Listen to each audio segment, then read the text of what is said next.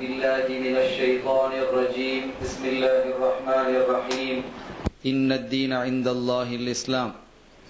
சங்கைக்குரிய உலமாக்களே, மரியாதைக்குரிய பெரியோர்களே, அன்பு சகோதரர்களே, அருமை தாய்மார்களே, சகோதரிகளே, எல்லாம் வல்ல அல்லாஹுவின் பேரருளும் நபிகள் நாயகம் ஸல்லல்லாஹு அலைஹி வஸல்லம் அவர்களது நல்லாசியும் நம்மத்தனை பேர் மீதும் நிலவுமாக. அல்லாஹும் ரசூலும் எந்தெந்த கர்மங்களை எடுத்து நடக்க வேண்டும் என்று நமக்கு கட்டளையிட்டுள்ளார்களோ அவை அனைத்தையும் எடுத்து நடக்கவும், எவைகளை தவிர்த்து நடக்க வேண்டும் என்று உத்தரவு பிறப்பித்துள்ளார்களோ அவை அனைத்தையும் தவிர்த்து நடக்கவும் ஆரம்பமாக எனக்கும் உங்களுக்கும் நான் வசியத்து செய்து கொள்கிறேன். அல்லாஹ் தௌஃபீக் செய்வானாக. ஆமீன். சங்கைக்குரியவர்களே, இன்று இந்த நமதூர் காயல்பட்டினம் குத்துபியா மன்சிலில் இன்றைய தினம் சையதுனா உமர் இப்னு கத்தாப் அமீர் முஃமினீன் ரலியல்லாஹு தஆலா அன்ஹு அவர்களுடைய உரூஸ் முபாரக் தினத்தை நாம் கொண்டாடி கொண்டிருக்கிறோம். உமர் ரலியல்லாஹு தஆலா அன்ஹு அவர்களினுடைய மாண்பு, அவர்களினுடைய இந்த தீன் வளர்ந்த விஷயத்தில் அவர்களுடைய பங்கு என்பதை எடுத்துக்கொண்டால் நீண்ட நெடிய வரலாறும் செய்தியும் இருக்கிறது. அவர்களை குறித்து சொல்லப்பட்ட ஹதீதுகள் ஏராளமாக இருக்கிறது. அவர்களுடைய காலத்தில் நடைபெற்ற நிகழ்வுகளும் அனந்தம் இருக்கிறது. அவைகளெல்லாம் ஹதீது தொகுப்புகளிலும் காணப்படுகிறது, வரலாற்று குறிப்புகளிலும் நிறைவாகவே இருக்கிறது. அது அல்லாமல் தனித்தனி கிதாபுகளாக பல செய்திகளும் எழுதப்பட்டிருக்கிறது.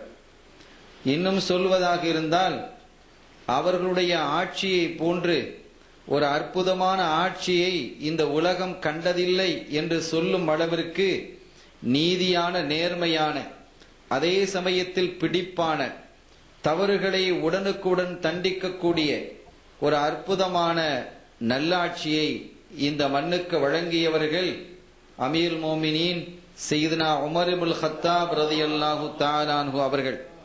எனவேதான் நம்முடைய காந்திஜி அவர்கள் கூட சொல்லும் பொழுது உமர் ரலியல்லாஹு தஆலா அன்ஹு ஹலீஃபா அவர்களுடைய ஆட்சியை போன்று ஒரு ஆட்சி இந்த மண்ணில் அமைய வேண்டும் என்று விரும்புகிறேன் என்று அவர் குறிப்பிட்டு காட்டியதும் வரலாற்றில் பதியப்பட்டிருக்கிறது. சங்கையான பெருமக்களே, இங்கே உமர் ரலியல்லாஹு தஆலா அன்ஹு அவர்கள் மூலமாக ரப்புல் ஆலமீன் அல்லாஹ் ஜல்ல ஷானஹு வ தஆலா இந்த மார்க்கத்தை வலுப்படுத்தி வைத்தான். ஸல்லல்லாஹு அலைஹி வஸல்லம் அப்படித்தான் ஒரு பிரார்த்தனையும் செய்தார்கள். ஒரு நாள் இரவு இப்படி துஆ கேட்கிறார்கள், யா ரப்பி, இறைவா, அபூ ஜஹிலை கொண்டோ அல்லது உமர் இப்னு கத்தாப் அவர்களை கொண்டோ இந்த மார்க்கத்தை நீ வலுப்படுத்தி வைப்பாயாக, உறுதிப்படுத்தி வைப்பாயாக என்று அவர்கள் கேட்டபோது ரப்புல் ஆலமீன் அல்லாஹ் ஜல்ல ஷானஹு வ தஆலா உமர் ரலியல்லாஹு தஆலா அவர்களை மார்க்கத்துக்கு தந்திருந்தார். இந்த இருவரில் ஒருவரை ஸல்லல்லாஹு அலைஹி வஸல்லம் அவர்கள் கேட்டார்கள். இங்கே நான் சொல்வது இந்த முறை மாறி சொல்லி இருக்கிறேன். ஆனால் ஸல்லல்லாஹு அலைஹி வஸல்லம் அவர்களுடைய வாயில் முதலாவது வந்தது உமர் அவர்களை கொண்டோ அல்லது அபூ ஜஹிலை கொண்டோ என்று கேட்டதாக வரலாற்று ஆசிரியர்கள் குறிப்பிடுவார்கள். இதில் நபிகள் நாயகத்தினுடைய ஸல்லல்லாஹு அலைஹி வஸல்லம் அவர்களுடைய நாவில் உமர் ரலியல்லாஹு தஆலா அவர்களுடைய பெயர் முதலாவதாக வந்ததின் காரணத்தினால் அல்லாஹு தஆலா உமர் ரலியல்லாஹு தஆலா அவர்களுக்கு அந்த ஹிதாயத்தினுடைய பாக்கியத்தை கொடுத்தான் என்று அறிஞர்கள் எழுதி காட்டுவார்கள். சங்கையான பெருமக்களே, அவர்கள் இஸ்லாமியத்திற்கு வந்ததற்கு பிறகுதான் புனிதமான காபத்துல்லாவில் சென்று தைரியமாக சஹாபாக்களால் தொழ முடிந்தது.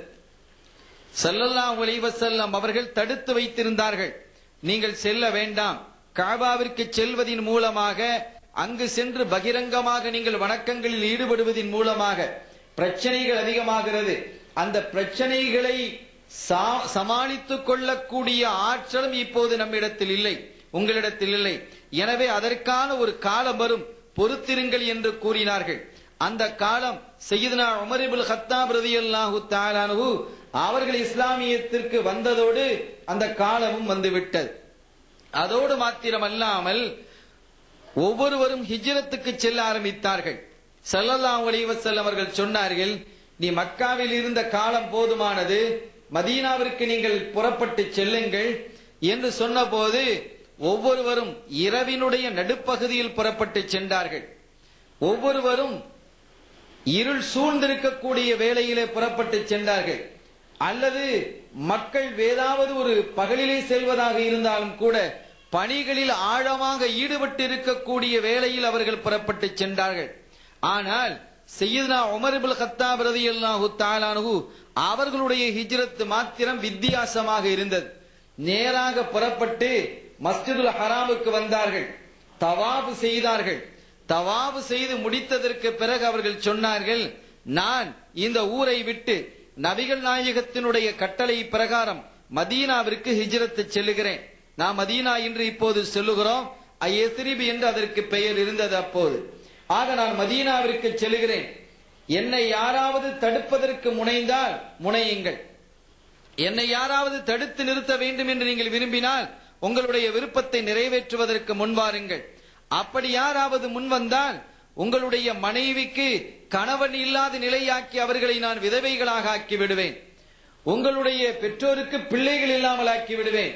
உங்களுடைய பிள்ளைக்கு தந்தை இல்லாத அனாதையாக்கி விடுவேன் என்று தைரியமாக அவர்கள் குறிப்பிட்டு சப்தமிட்டு சொன்னார்கள். அங்கிருந்த யாராலும் அசைய முடியாமல் போய்விட்டது. அந்த அளவிற்கு வீரம் மிகுந்தவர்களாக இருந்தார்கள். இத்தகைய வீரத்தையும் தைரியத்தையும் குறித்து வள்ளலம் கண்மணி ஸல்லல்லாஹு அலைஹி வஸல்லம் அவர்கள் ஒரு கட்டத்தில் சொன்ன ஹதீஸ் பல கிரந்தங்களில் இடம்பெற்றிருக்கிறது. இன்ன ஷைத்தான எஜ்ரி மஜ்ரத் தமி மினல் இன்சான். ஷைத்தான் இருக்கிறானே, மனிதனுடைய உடம்பு முழுவதும் ஓடுகிறான். ரத்தம் எங்கெல்லாம் ஓடுகிறதோ அங்கெல்லாம் இரத்த நாளங்களில் கலந்து இணைந்து ஓடக்கூடிய ஆற்றல் இப்லீஸுக்கு உண்டு, ஷைத்தானுக்கு உண்டு. இன்ன ஷைத்தான எஜ்ரி மஜ்ரத் தமி மினல் இன்சான். இரத்தம் ஓடக்கூடிய பகுதிகளில் எல்லாம் இந்த ஷைத்தானும் இணைந்து ஓடிக்கொண்டிருக்கிறான். இதயத்திற்குள்ளால் நுழைகிறான், இரத்த நாளங்களுக்குள் புகுந்து கொள்ளுகிறான், தன்னுடைய செய்திகளையும் இச்சைகளையும் அங்கே ஊட்டுகிறான்.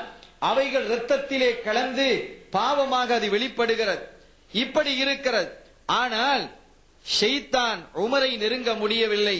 உமரினுடைய இதயத்திலே, உமரினுடைய இரத்தத்திலே நுழைய முடியாமல் போய்விட்டது என்று சையதுனா உமர் ரலியல்லாஹு தஆலா அன்ஹு அவர்களுடைய மகத்துவத்தை குறித்து மானல் நபி ஸல்லல்லாஹு அலைஹி வஸல்லம் அவர்கள் சொன்னார்கள். உமர் ரலியல்லாஹு தஆலா அன்ஹு அவர்களுடைய இரத்தத்தில் அவன் ஷைத்தான் ஓடவில்லை என்பது மாத்திரமல்ல, உமர் அவர்கள் ஒரு வழியிலிருந்து வந்தால் அவர்கள் வருவதை பார்த்ததும் ஷைத்தான் இன்னொரு வழியாக ஓடிவிடுகிறான்.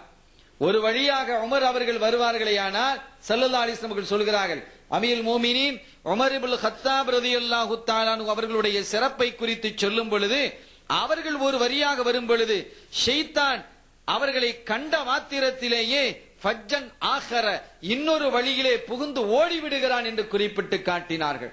அந்த அளவிற்கு ஷைத்தானையே அச்சமூட்டி எச்சரிக்கக்கூடிய அளவிற்கு சையதுனா உமர் இப்னு கத்தாப் ரலியல்லாஹு தஆலா அன்ஹு அவர்கள் வலிமை மிகுந்தவர்களாக இருந்தார்கள்.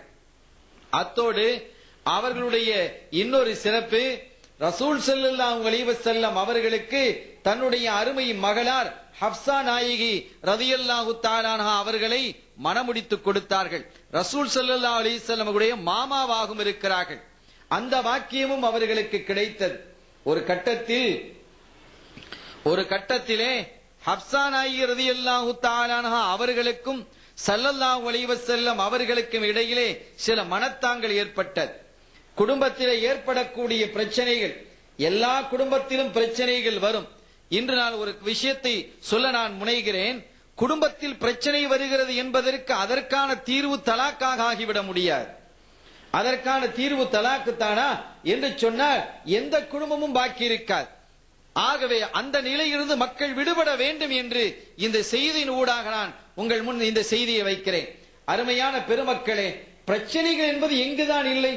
குடும்பம் என்று சொன்னாலே பிரச்சனைகள் இருக்கும். ஆகவே அதற்கான தீர்வாக